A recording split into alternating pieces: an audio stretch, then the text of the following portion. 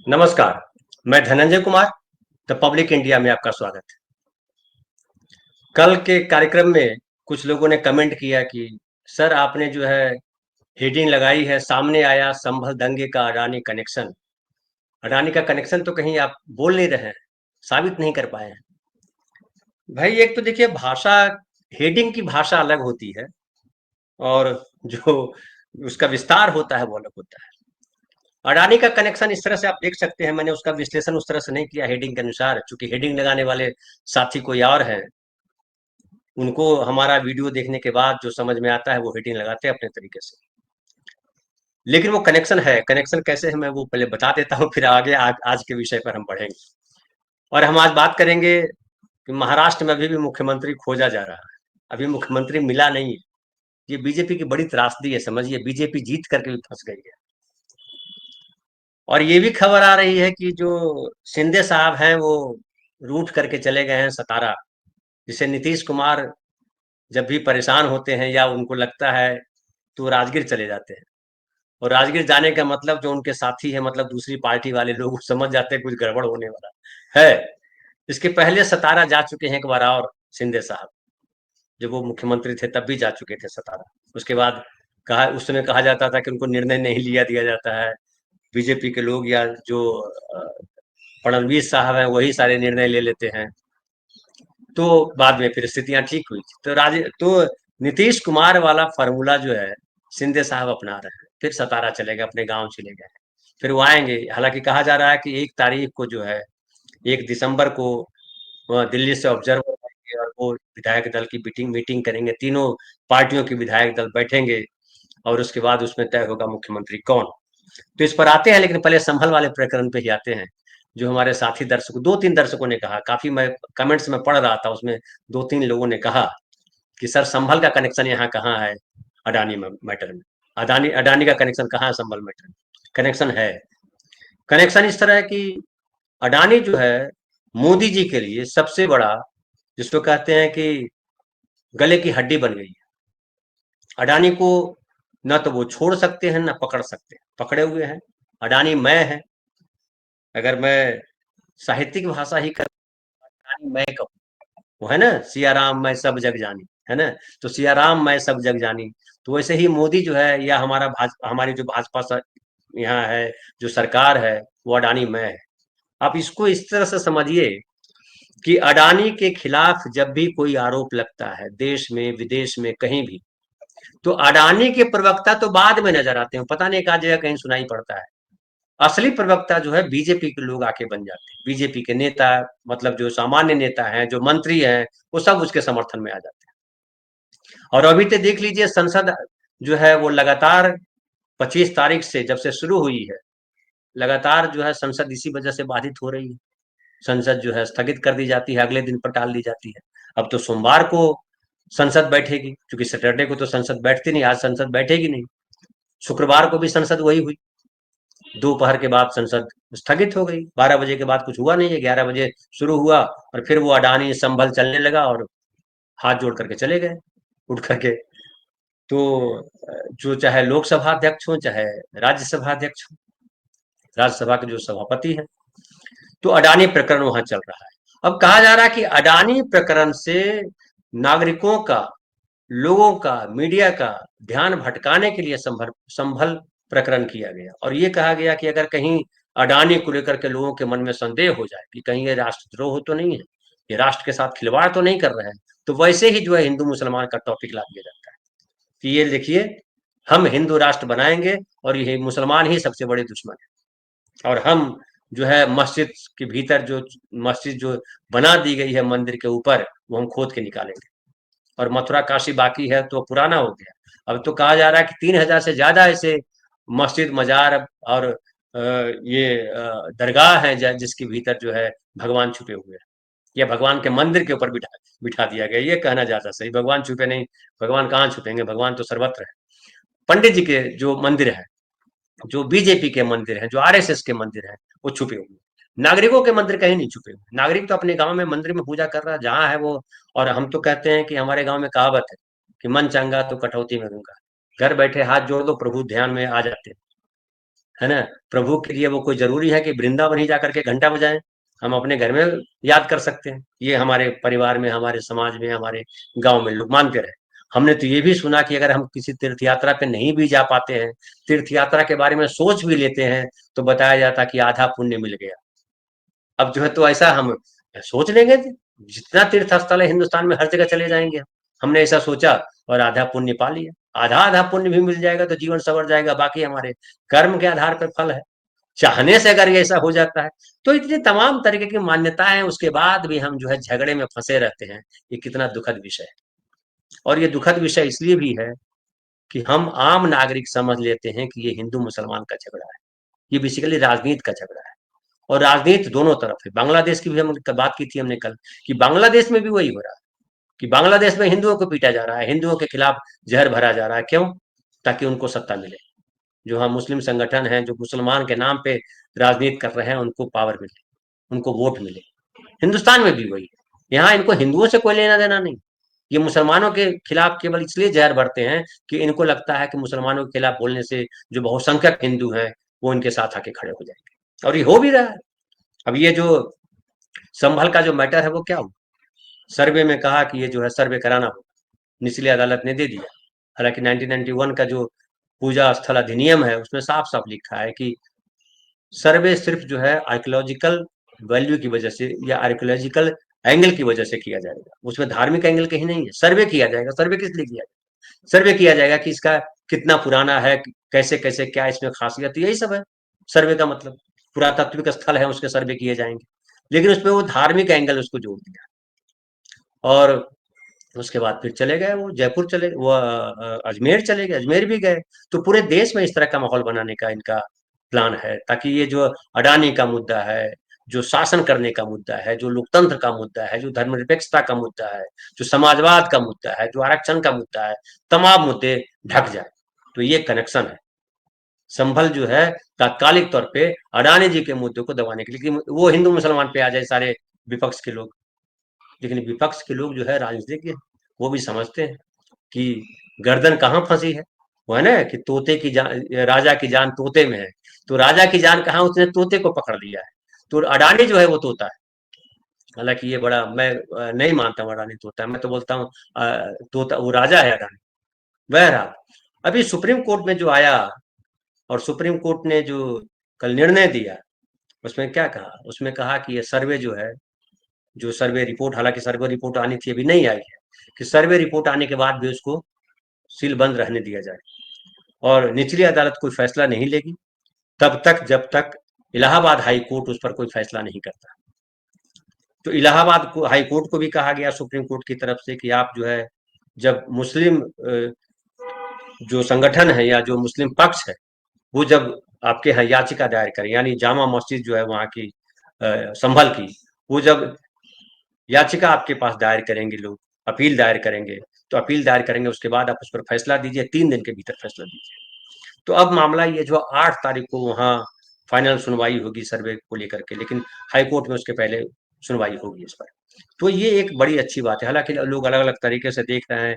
हमें बता रहे थे लोग कि जो गटर चैनल है वो तो मैं देखता नहीं, वहां कहा जा रहा है कि सुप्रीम कोर्ट ने सर्वे को गलत नहीं ठहराया। सुप्रीम कोर्ट ने तो सही भी तो नहीं ठहराया।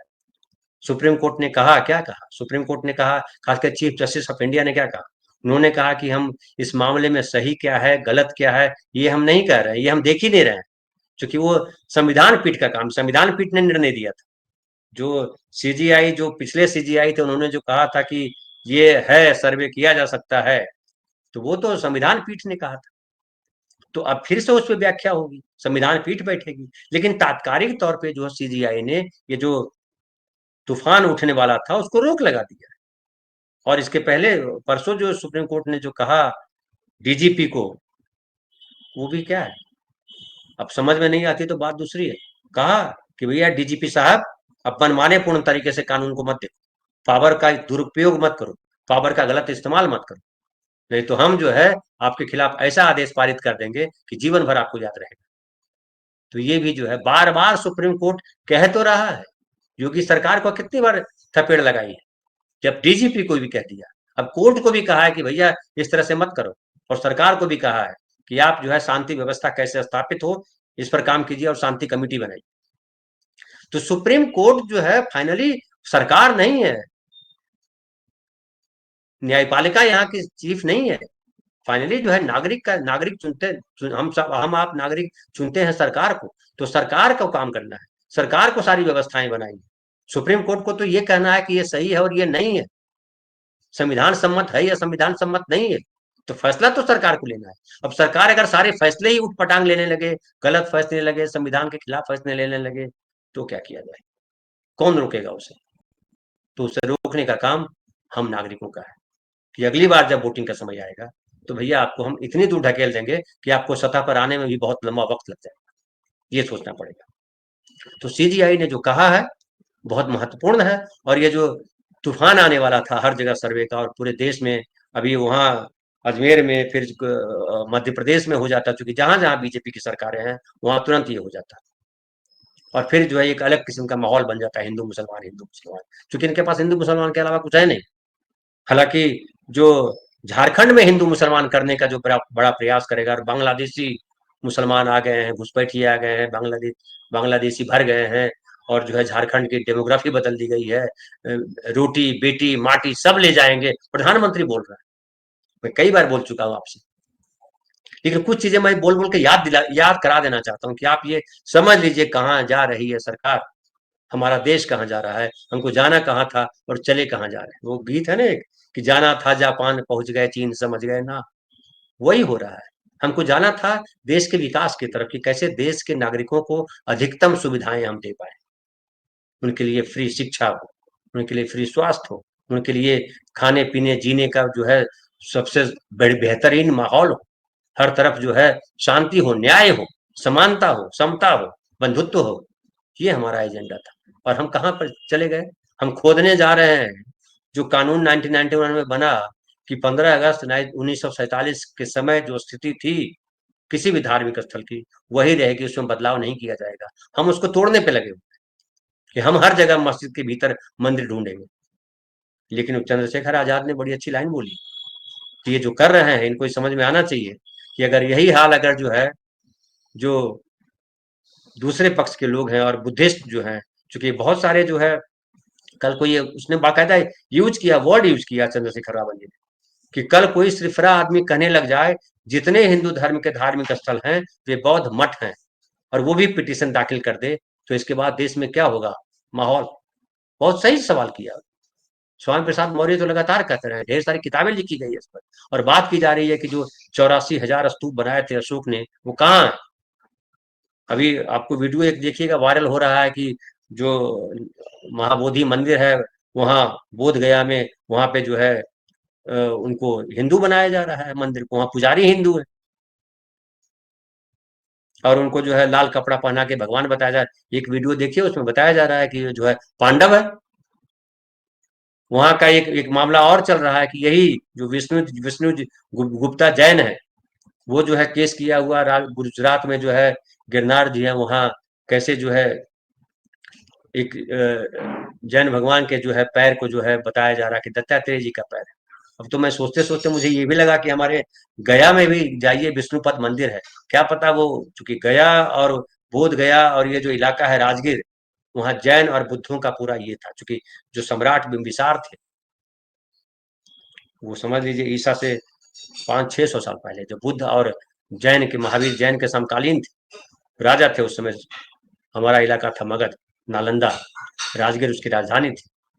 तो वो जो है, वो तो राजाश्रय था दोनों को। बुद्ध को भी वहां रहने का सब कुछ दिया हुआ था, सारी सुविधाएं राजा ने दी थी बिंबिसार ने, और जैन भगवान जैन को भी, महावीर जैन को भी। तो फिर तो वो सही है कि वो विष्णुपद मंदिर नहीं पता पूछा, तो ऐसे ढेर मंदिरों के बारे में विवाद खुल जाएगा, फिर तो आप इसी में लगे रहो, पूरी अदालत पूरी सुप्रीम कोर्ट इसी में फंसी रहेगी, क्या करना है। तो ये जो है ये समझना होगा सरकार को, और हम नागरिकों को उससे ज्यादा समझना पड़ेगा, क्योंकि जैसे हम नागरिक हैं, जिससे पहले कहा जाता था ना, जैसे जैसा राजा वैसी प्रजा, अभी कहिए जैसी प्रजा वैसा राजा, या कहिए जैसे नागरिक वैसे हमारे शासक, वैसे हमारे प्रधानमंत्री। एक बात और कहूंगा कि महाराष्ट्र में देखिए अभी, अब तीसरे बिंदु पे आता हूं, कि महाराष्ट्र में अब तक सीएम नहीं मिल पाया है। हम आपको पहले भी बतला चुके हैं, परसों वाले वीडियो में शायद बताया था, कि इनकी जो है पतंग कट गई। जो मुख्यमंत्री पद के सबसे ज्यादा बड़े दावेदार थे, जो डिप्टी चीफ मिनिस्टर थे, फडणवीस साहब, फडणवीस साहब के लिए जगह नहीं है, जो कितनी देर इसीलिए हो रही है। और वो खेल किया जा रहा है, खेल यह किया जा रहा है कि गणित बिठाया जा रहा है कि किसको बनाए मुख्यमंत्री की आगे फायदा हो। मुख्यमंत्री का मतलब कठपुतली बिठाना, जिसे वो पर्ची वाला राजस्थान में याद है ना, पर्ची वाला राजस्थान में, मध्य प्रदेश में, तो पर्ची मुख्यमंत्री कौन होगा। और इसमें जानिए कि 28% मराठा है, और मराठा इनके पास नेता तो है नहीं। मराठा नेता तो यही थे, शिंदे साहब थे मराठा नेता। दूसरे मराठा नेता लाए गए अजित पवार। अब 28% मराठा है, 12% दलित, 12% आदिवासी, नहीं 12% दलित और 12% मुस्लिम है, 8% आदिवासी है, और 38% ओबीसी है। बीजेपी को ये जो जीत मिली है उसमें ईवीएम का खेल तो अलग है, लेकिन आदिवासी वोटर ज्यादातर लोगों ने बीजेपी को वोट किया है, ऐसा माना जाता है। तो अब है उनके पास सवाल कि मराठा और आदिवासी का, ये मराठा और ओबीसी का झगड़ा चल रहा है आरक्षण को लेकर, तो किसकी तरफ खड़े हो। मराठा की तरफ खड़े तो आदिवासी, ओबीसी नाराज, ओबीसी की तरफ खड़े हो तो मराठा नाराज। तो अब क्या करें, तो वो तय नहीं कर पा रहे हैं। मुस्लिम को बना नहीं सकते, आदिवासी बना नहीं सकते, तो क्या वो दलित को बनाएंगे, ये भी एक पेंच है। लेकिन अब इसमें पेंच फंस गई है कि ये जो शिंदे साहब है वो नाराज हो गए। और मैंने कहा था पहले दिन के प्रोग्राम, दूसरे दिन के प्रोग्राम में याद कीजिए कि शिंदे साहब का बड़ा योगदान है। शिंदे साहब अगर उद्धव ठाकरे को छोड़ करके नहीं आते तो इनकी सरकार बनती नहीं, और इनकी सरकार अगर नहीं होती, चुनाव जो अभी कांग्रेस के नेता कह रहे हैं, देखिए कांग्रेस के नेता क्या कह रहे हैं, आज ही जो है चुनाव आयोग के पास भेजा गया, और वो कह रहे हैं कि जो कांग्रेस ने अपने लेटर में जिक्र किया है कि मनमाने ढंग से हटाने और जोड़ने की इस प्रक्रिया की वजह से जुलाई 2024 से नवंबर 2024 के बीच महाराष्ट्र में मतदाता सूची में लगभग 47 लाख नए मतदाता किए गए। 47 लाख नए मतदाता जोड़े गए, काटे गए, मतलब हटाना और जोड़ना दोनों हुआ। पार्टी ने दावा किया कि जिन 50 विधानसभा क्षेत्रों में औसतन 50,000 नए मतदाता जोड़े गए, उनमें से 47 सीटों पर सत्ताधारी गठबंधन और उसके सहयोगी ने जीत दर्ज की। जो मैं बोल रहा था कि ईवीएम को तो बहाना बनाइए, लेकिन कुछ और खेल है। ये देखिए खेल यहाँ है कि सही 50 पर 50,000 के प्रति सीट, प्रति विधानसभा सीट 50,000 नए मतदाता जोड़ेंगे, और उसमें से 47 सीटों पर बीजेपी को या उनके साथी दल को जीत होगी। ये बात तो समझ में आती है, ऐसा कैसे हो गया भाई, 50,000 कैसे जोड़ दिया आपने, 4 महीने में 50,000 जुड़ गए। फिर देखिए ये भी कहा कि कांग्रेस ने चुनाव आयोग की ओर से जारी आंकड़ों पर सवाल उठाए। पार्टी ने कहा कि 21 नवंबर 2024 को शाम 5 बजे तक महाराष्ट्र में मतदान प्रतिशत 58.22% था, जो रात 11:30 बजे तक बढ़कर 65.02% हो गया। इसके अलावा अंतिम रिपोर्ट में 66.05% मतदान दर्ज किया गया, मतलब 58% 5 बजे तक दर्ज किया। फिर कहा कि भैया नहीं, वो आने में देर हो जाती है, चलिए मान लिया 11, 11:30 बजे आपने किया, इतनी देर भी हालांकि नहीं होती, लेकिन चलिए 11:30 बजे आपने उसको 65 किया। और फिर कैसे फाइनल बढ़ा दिया, फिर 65.02 को फिर जो है 66.05 कर दिया, मतलब 1% के आसपास फिर बढ़ा दिया। ये कैसे बढ़ा दिया, जो मतगणना शुरू होने से कई घंटे पहले घोषित हुआ। अब बताइए, मतगणना 23 को शुरू हुआ, उसके उससे कुछ घंटे पहले शुरू किया, ये किया आपने। लेटर के अनुसार केवल 1 घंटे में, यानी शाम 5 से 6 के बीच में लगभग 76 लाख वोट डाले गए। तो कांग्रेस इस बार जो है इसको लेकर के अड़ गई है, और लड़ा जाना चाहिए इसको, कांग्रेस को ये करना चाहिए। और अगर लड़ती है तो संभव है कि महाराष्ट्र का चुनाव जो है वो कैंसिल करना पड़े, क्योंकि ये बहुत बड़ा मामला बन जाएगा। तो ये बात अलग है, लेकिन फिलहाल वो जब होगा तब होगा। अभी तो ये है कि बीजेपी परेशान है, मुख्यमंत्री किसको बनाए।